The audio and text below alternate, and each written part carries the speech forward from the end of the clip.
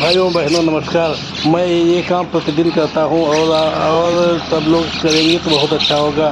कृपया मेरे चैनल को लाइक और सब्सक्राइब जरूर करें और सब लोग करेंगे तो बहुत अच्छा रहेगा।